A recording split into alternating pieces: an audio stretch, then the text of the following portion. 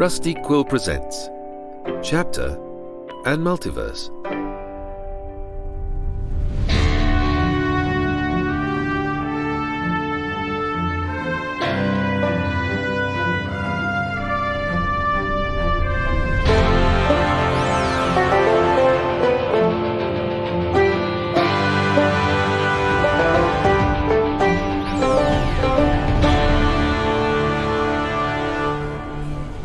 My friend, please, come quickly.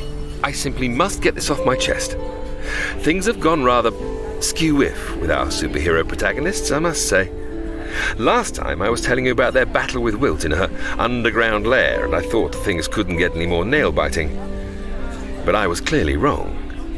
This has massive implications for... Oh, apologies. I should explain myself.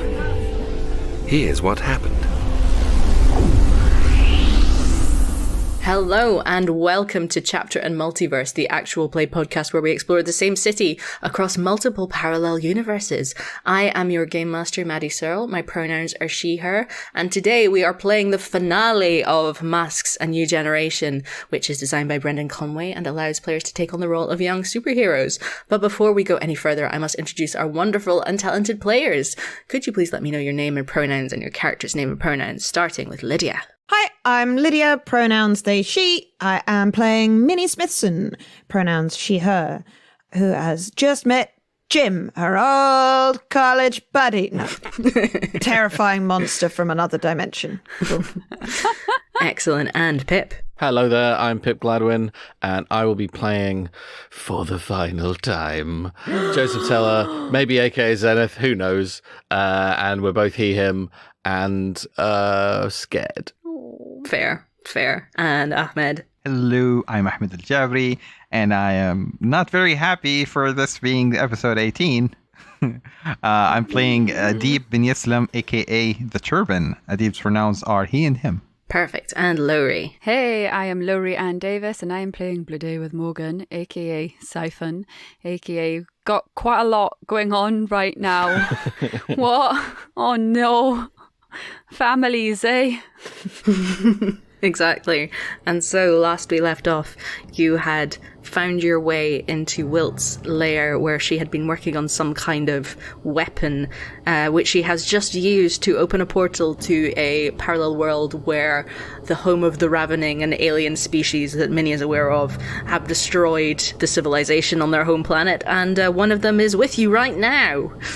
So, as you're facing down this six-limbed, beclawed, hairy beast with its kind of trunk-like appendage, what would you like to do? Minnie will squeal and take out her tiny laser gun and wants to shoot it right in... Seems like it's got lots of eyes, so possibly the most sensitive area, and I'm going to draw on the fact that you said that Minnie knew what this creature was, to assume that she knows the most sensitive area is the trunk. Yes. So it's just it's like an elephant. It's like very sensitive, and it's able to pick up both a log and a penny. You can actually ride these creatures, just not advised. Only once. Yeah. Once. The ride of your life. And then... But anyway, yes. And you shouldn't, because animal cruelty. But anyway, she shoots it in the face with a laser gun. So Perfect. I'm going to say that that's unleash your powers, because while it is equipment that she's using, she is using her powers to turn it into an actual useful weapon. Does that sound correct? Ooh, I would suggest that it's more of a directly engage a threat. Cool. If that's okay with you. Yep. Roll them dice. Ooh, 2 6s. Yo. 2 6s. Pew, pew, pew. Excellent. So yeah, please describe to me how you severely injure this alien having just burst out from a swirling green portal. Yeah, so it comes through the portal, and he's like, no, and whips out the tiny gun and a massive light beam that does not match the scale of the gun. It's like, you know that in the original Men in Black? Fully where I was tiny going. gun, and they're like, no, don't touch that one. Yeah, so this kind of thing. And it's like, and it's like, Minnie is holding it a bit wildly, and so the aiming's not a strong point, but in this case it works out for the best because I just laser gun through the trunk and the face is grim. Of the two things, I'm gonna say that she avoids the blows and also doesn't. So do I also need to inflict conditions on this creature, or can I kill this creature and by doing that I have taken something from Wilt? Like, how is that working mechanically? Yes, I am going to say that essentially it's going to take 3 hits to bring this creature down, and you've already done 1 big tasty hit. Yeah, cool. And it is unfortunately a kill this thing situation. Fair enough. In which case, taking something from it is going to be half its face. Yeah. It's a very squelchy thing, right? It looked pretty horrific to start with, bits everywhere, and If anything, you've improved made it worse. Is it better? Is it worse? Who can say? Maybe both. It's a matter of Depends taste. on your aesthetics, you know. It's angry now, though. Yeah. Yeah. I think that you managed to avoid it as it charges towards you, and because Adib is standing sort of off to the side behind you, it just charges into him and knocks him down. No, but I got 2. I got a 12, so I got to avoid the blows and not the what? No.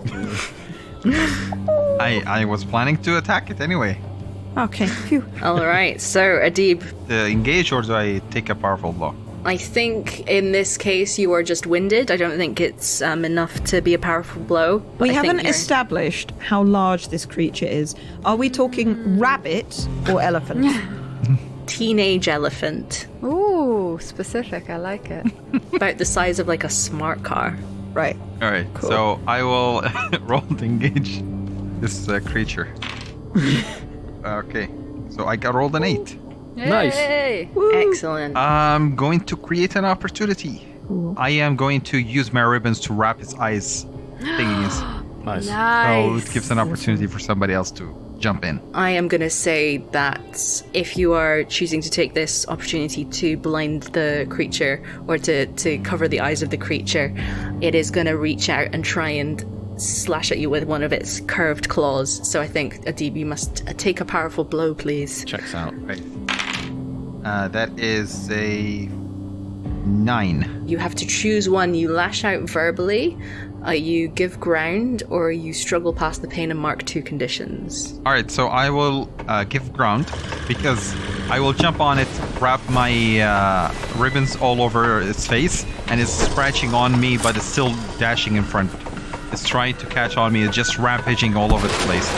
So I have no control of what's going to happen, but it's blinded for a minute. All right. Does anyone want to take advantage of the blinded creature? Yes, I think now that the creature is blind, injured, sprinting around the place with I'm kind of imagining a Adib on its back with all the, like, standing on its back with all the ribbons, like, wrapped around its head, like, holding on.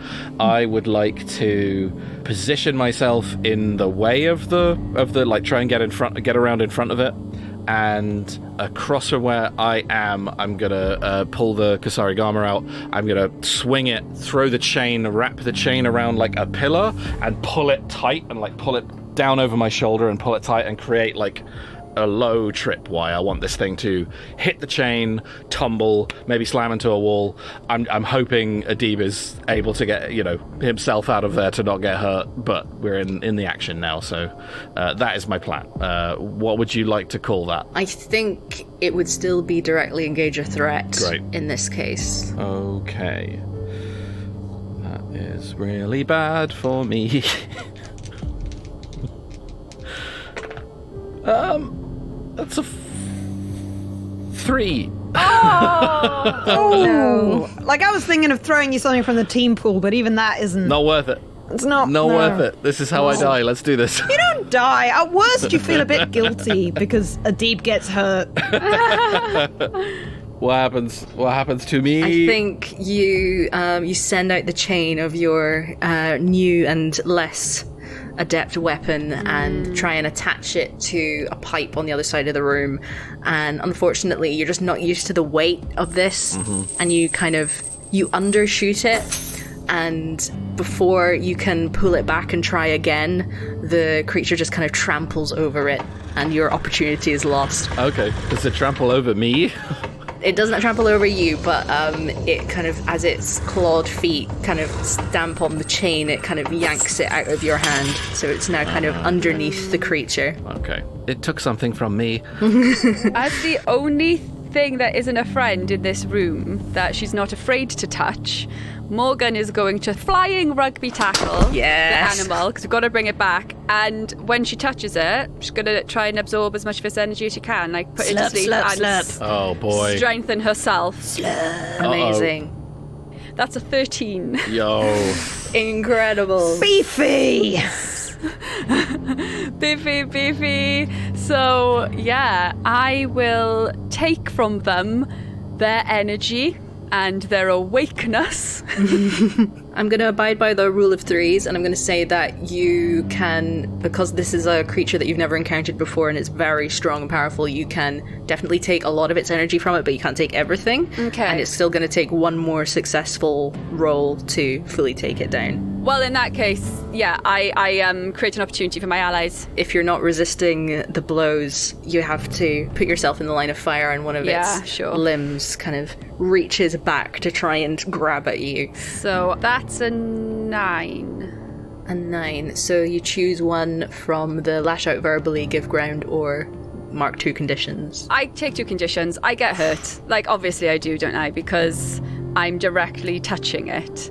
And it is all flailiness and grossness. Yeah, as you touch it and you can feel the energy draining out of it, in its last kind of burst of energy before it becomes more lethargic, it just sort of shakes its back and flings you onto the ground and takes a bite out of your shoulder.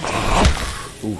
Okay, so I scream. I'm angry and maybe a little hopeless, because it's like, oh my gosh, I'm now facing Wilt, and not only am I facing Wilt, who I was terrified of facing anyway, she has access to alien monsters. Yeah. Hey, so do you! That's true, I do. I have access to an awesome alien. We have the greatest alien monster of all on our team. A friend!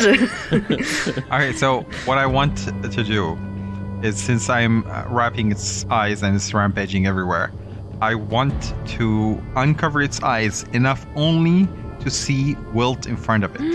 Spicy. Basically, I'm trying to guide it to go dash and fight her. Ooh, I think that might be an unleash your powers roll. Okay. That is an 8 minus 1. That's a 7. That's a hit. Yep. Amazing. Yes, unstable and temporary, but I think if you angle it so that you can kind of manipulate where its head is looking and then reveal some of its eyes. I'm gonna tunnel vision it only to Wilt as much as I can. And once it starts running there, I'm just gonna jump off. Absolutely. In its mind, it's just been attacked, and then it's seen someone looking threatening and is gonna be like, okay, I'm gonna attack you, and so it runs at Wilt and makes for her with its huge claws, and she is gonna reach out a hand and touch one of its terrible muscular limbs with the long claw at the end, and it's just gonna wither in front of you. It's gonna shrivel up, and you can see the kind of the muscles and the veins just becoming so much weaker and so much almost like paper. The whole creature, or just the limb? Just the limb. Okay. So is that a hit that knocks it out? I think that's another weakening. I'm going to need another hit from one of the main characters. Did Wilt get any hits by this? It would be like this creature directly engaged. I think she is going to take the afraid condition, because she did not expect this creature to turn on her. And so as she is reaching out with her barely exposed fingers grabbing onto the limb of this creature, you can see in her eyes, like, they're darting around, just like, why is this happening? This is not how this was supposed to go. While it's facing the other way, Minnie's gonna laser it up the backside.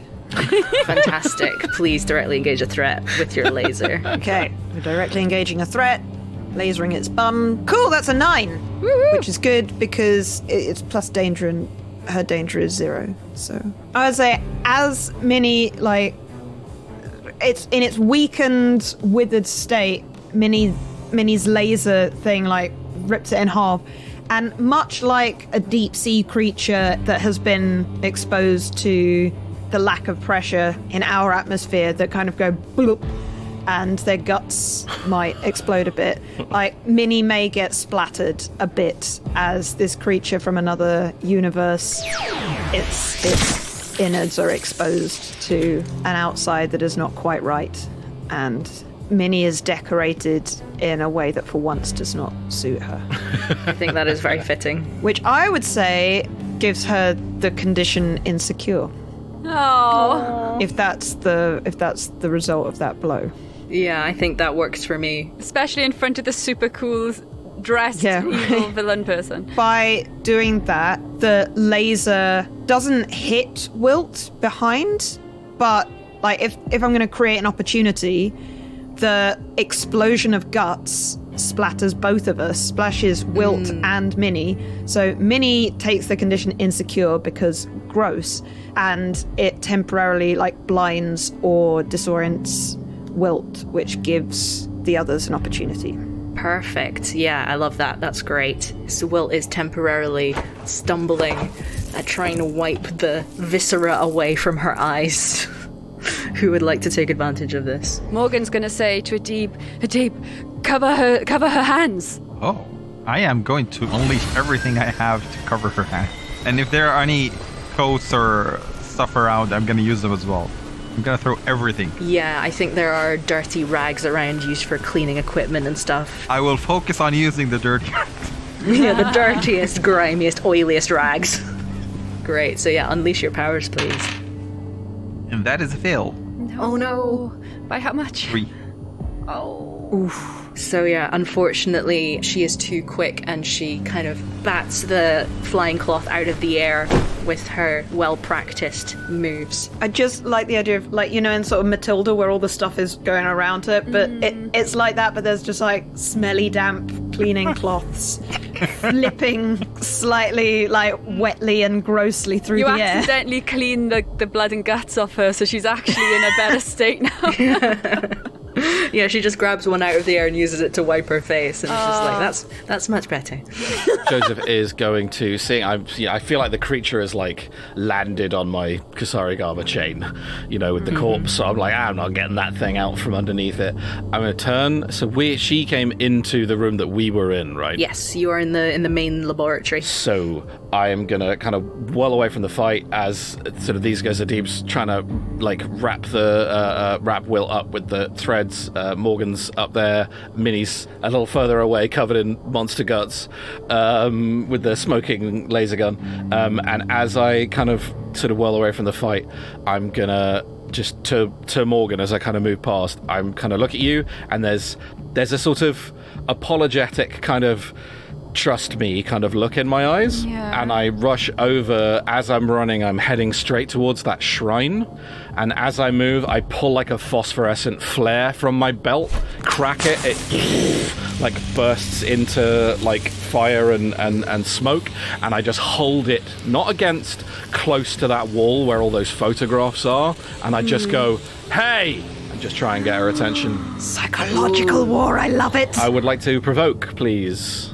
I'm trying to get her effectively to take her attention off them, hopefully create some sort of opening. It's like, come at me, like you know, or potentially like I'll do it. What are you gonna do? Are you gonna back down? Are you gonna come at me? Like whatever. What's it gonna be? Nice. So that is rolling plus superior. I'd love a good dice roll. That would be nice. I think I deserve one today. That's a 9. Yay! Amazing. On a 7 to 9, I can choose one for her from the list, or if you raise it to a 10, they just do what you want. Gonna give a team by, like, essentially by pointing and being like, yeah, look at him! I think Joseph will get her attention, and then I think it's just going to say, stand down. I was holding this flare next to all those pictures of Morgan's parents. She is shaken up because things have not gone the way that she expected, and she has quite a significant sentimental attachment to these objects, and she's not quite ready to see them destroyed even in this critical moment. And so she pauses and says, all right, we can have a talk. We can have a talk. So they do stand down? Yeah, she holds out the weapon that she used to create the portal and just sets it down on the ground in front of her. Cool. I will stay where I am. That's me. I will stay where I am.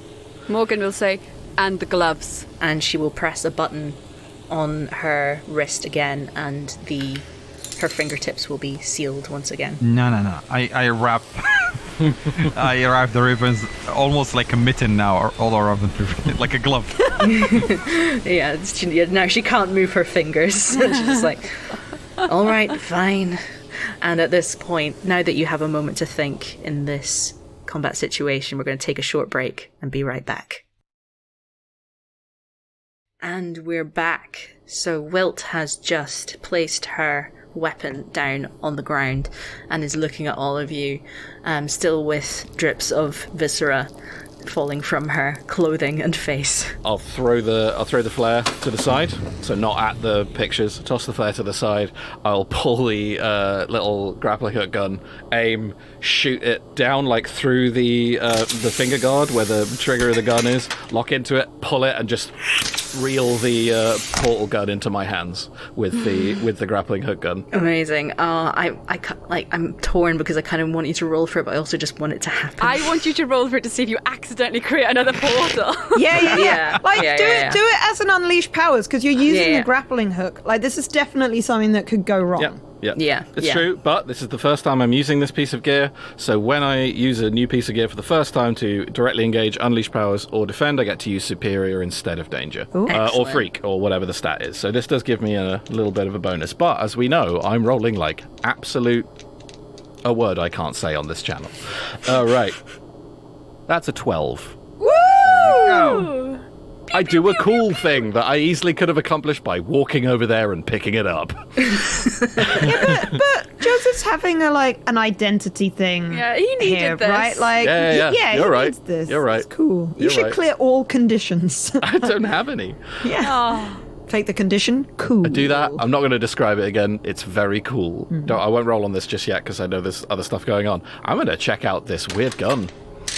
Yeah, that's entirely fair. Over the break, Lowri made a good point, which is, can we establish whether the portal that the terrible monster came through is still open or not? It is closed. Okay. That's probably good. That's good. Yeah, it was a momentary let the thing out and then close again. good. So you are portal-less for now. Well, Morgan's gonna obviously on point. Why you call me sister?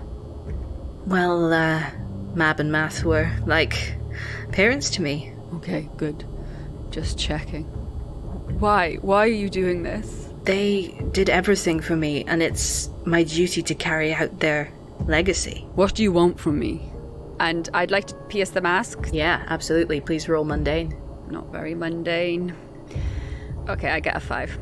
She's very hard to read. She's got a steely expression that is very hard to interpret, despite the fact that her plans have gone so awry, and inside she must be fuming. She is maintaining a very composed expression. She'll just say, I want you to help me. Well, no.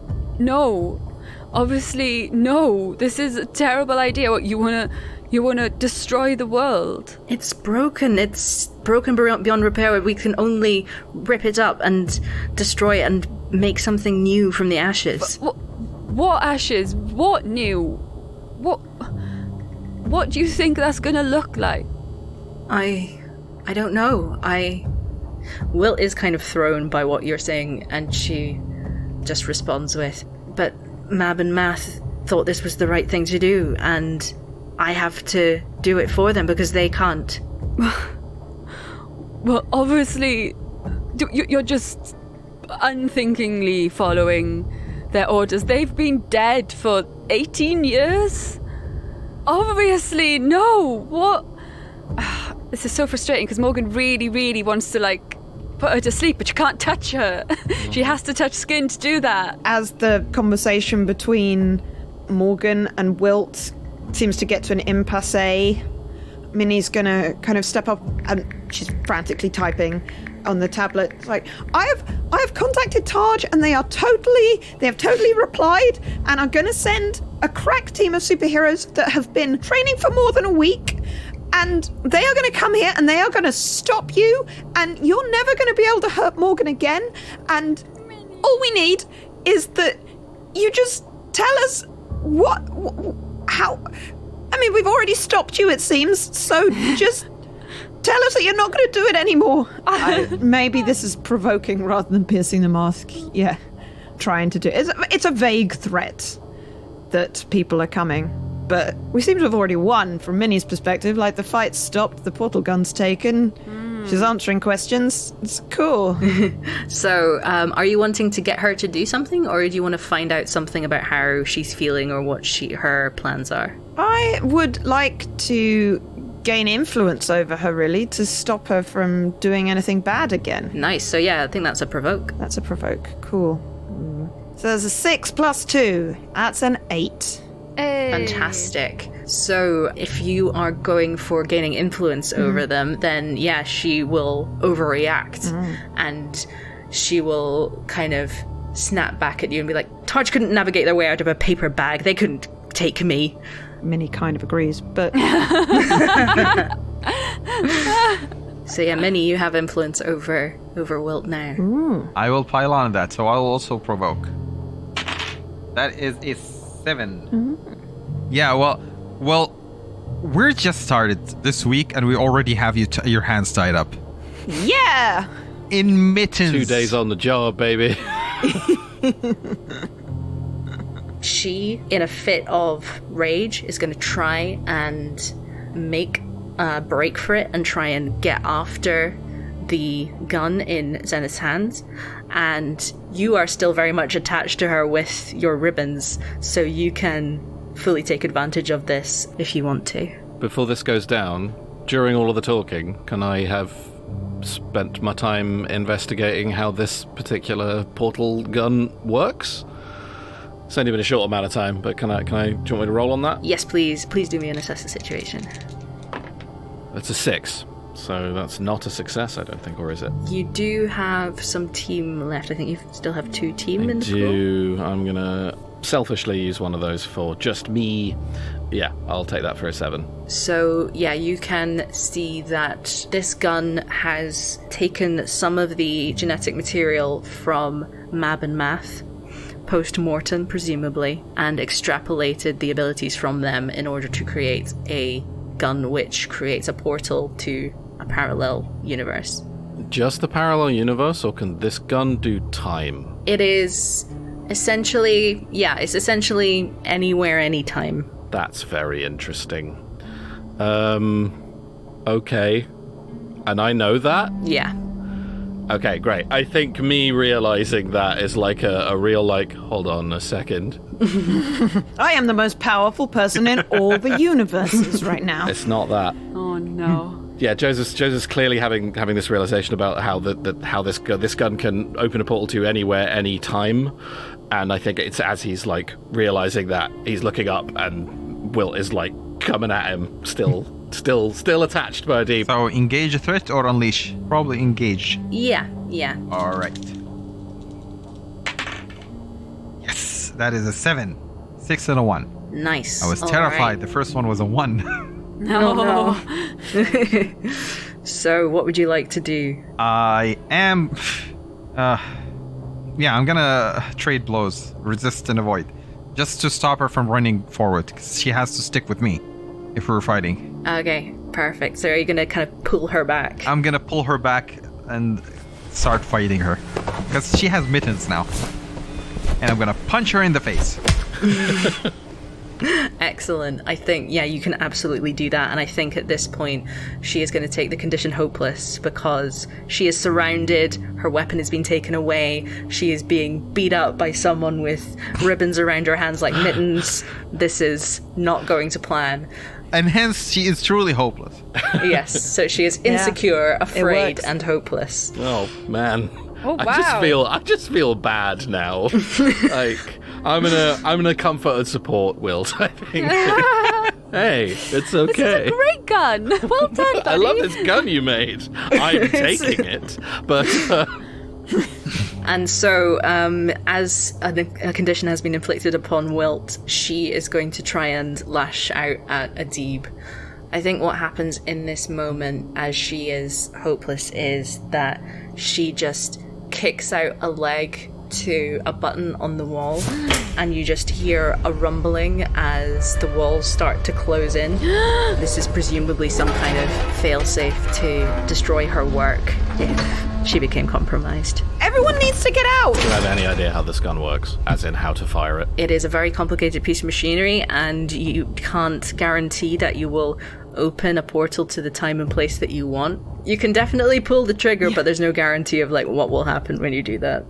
That's fair. Minnie's gonna step up and use a mind blast on Wilt, and I get a +1 because I've got influence over her, and it's gonna be a mind blast that tries to like control her and make her stop the walls crushing us. Yes, let's make it please. an unleash your powers. Okay, 6 plus 1 freak plus 1 for influence is an 8. Amazing, yes. You can definitely, for a brief amount of time, influence her to stop the walls closing in, and as soon as she's reached out with her leg and kicked this button on the wall, a kind of pained expression appears on her face, and she... Like, I would literally, she feels a compulsion to reach out and punch the button again, but she's fighting it the whole way, and, like, I would argue is approaching getting a bit angry. I think that is a very good point. Yes, I think she, as soon as she's kicked out at the button, as you described, her leg kind of jitters and she fights it for a couple of seconds, but soon she can't fight any longer and she just kicks the button again and the walls stop in their tracks. And I'm going to say, so it says on a 7 to 9, I either mark a condition or you tell me that the effect is unstable or temporary. I'm going to say that Minnie does not like mind controlling people, and so... Even though that was very necessary to do, the idea of like forcing someone to do something with their body, even if it is save all our lives by pressing a button, makes her feel really horrible. So I'm going to say that she feels kind of guilty. That makes sense. Yeah, good shout. And I think, yes, absolutely, at this point, everything that Wilt has been trying to do has been thwarted, and you can see the rage that has been boiling underneath the surface for this whole time is coming to the surface, and inside the mittens her fists are trying to clench. I want to try to give her one last punch. Hopefully it'll knock her out. Alright, yes, please directly engage a threat. Is 4, 5, 6, 7. Plus 0, that's a 7. Amazing. Yes. So, how would you like to do this? How would you like to take down Wilt? With the ribbons attaching us together, I will pull her toward me and headbutt her. Sorry, so you touch her skin? Yeah. Oh. I did not think that through. But I'm assuming that... Yeah, I have a turban in my head. Yeah. Yes. I have a turban in my head. Dude, absolutely. 100%. Saved by the turban. Joseph in the background's just like, give her the turban! I'm too like, oh my god, a time gun. I like to think that your turban kind of slightly kind of pulsates and clings to your head tighter and wraps around precisely in the right configuration so that none of your skin is touching hers as you headbutt her. Yeah, you like shift all the Kevlar in your uniform to the front of the turban right there. Sorry, the turban like doubles in size. It just... Sorry, I'm getting overexcited now. I'm sorry. That's amazing. Just before she is knocked unconscious, she looks into Morgan's eyes, and you can see that there is a huge amount of guilt there for everything that she's done. And she's Take off all the conditions! Boom! And she crumples to the floor in a heap. And you are left in this slightly wrecked laboratory with pieces of machinery that have been thrown off tables and chairs set askew by the walls starting to close in. They stopped. They've stopped, yeah. Minnie turns to the others and just says very quickly, I lied. Taj did not reply. They are really bad handlers. Yeah, I thought maybe. So all of Wilt's work is here. Yes. Morgan is super, super strong, having sapped energy from an alien, and is going to pummel everything. Not the shrine. Will pummel anything that might look like it had research in it or whatever. Oh, this will clear my angry condition. That's nice. Break a bunch of stuff. Break something important. Yeah, so Morgan will smash all of the machinery and stuff and hold her hand out to Zenith to take the gun. Okay. I'm going to roll a dice here. Just one. You're breaking a load of stuff for at least a little bit after this fight is finished. I just want to see if I try and... Yeah, while that's going on, I quietly pull the trigger. Oh no. Joseph! Oh my god! Just to see if anything happens. And I think really, really hard about a very specific place and a very specific time. Okay. I am going to say that this is an Unleash Your Powers roll. You know what, Maddie? This is the first time I'm using this portal gun. Yeah. It's a new piece of equipment. Yeah, it is a new piece of equipment. I would like to roll this with my superior, please, rather than anything else. You can. Maddie, that's an 11. Oh. All right. So yeah, a shimmering neon green portal appears in the air in front of Joseph. And is there anything he wants to do before he steps through, or does he just go? I turn towards you guys. I think, Morgan, you're on the other side of the room. You've just shattered something, and I think as it breaks, you hear this. You remember the sound that the portals made when they appeared. You hear that sound, and you all do. And turning around, you see Joseph, and he's standing in front of the portal. He's facing this portal, this sort of silvery door that's opened up, and on the other side of it, you can faintly hear the sound of small children. Almost like a sort of like a playground sound a little bit, and you can kind of see a couple of windows and a sort of white corridor with a sort of stucco floor and a few sort of people in heels kind of walking past, and the sounds of these children. And Joseph's going to turn back to you guys, and he takes the domino mask off and just drops it on the ground. Sorry, I have to try.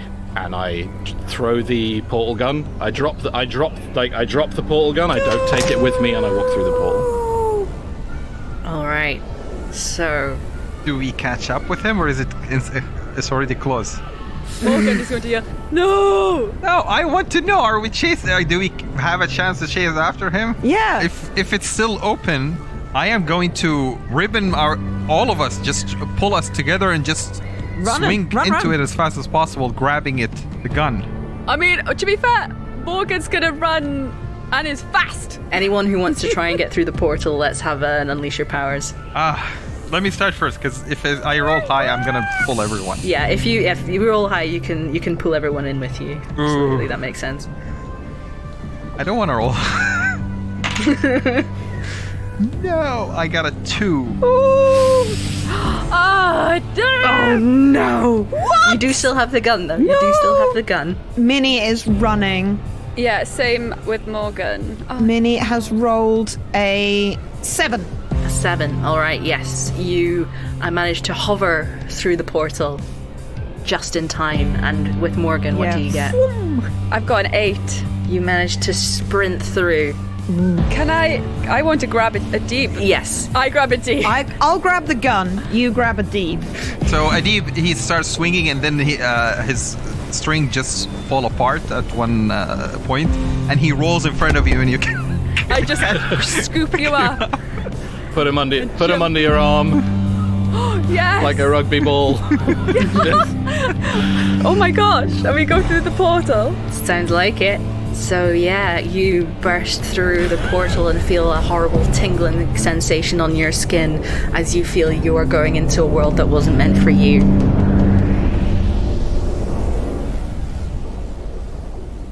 And on that note, we are going to end our campaign of masks. Oh, damn! There it is. No! There you go. Adventures in time, baby. We weren't going to let you go away and villain yourself. And here I was worried how I'm going to talk to my parents. Yeah. If you ever see them again. We met 2 days ago. Yes. But we would die for each other across dimensions. Excellent. This feels stuff. like an Umbrella Academy situation. It really does. Yeah. It feels so Umbrella Academy right now, and I'm living for it. I love it. First moments of a hypothetical campaign 2 are just me turning around and going, "What are you doing? Go away!" We're not going to let you wither away in another timeline. Oh my god. You're coming home with us. You're our friend. That's Maddie's fault for introducing a time gun. Yeah. I can't. There was no way. There was There was absolutely. If it wasn't going to be me, I'm shocked you didn't want to use it. Oh, or you're just a better person than I am. I don't think she had a chance to check it out. I'm shocked. Like, it's one of those things where I did not suspect it at all when I was planning this, but as soon as you kind of had that glimmer of a thought in your head, I was just like, of course, I should have seen this coming. You Time left gun. a time gun around. Traumatic child soldier upbringing. I'm gonna stop that from happening. I want to be a normal boy. I don't want to be grey anymore.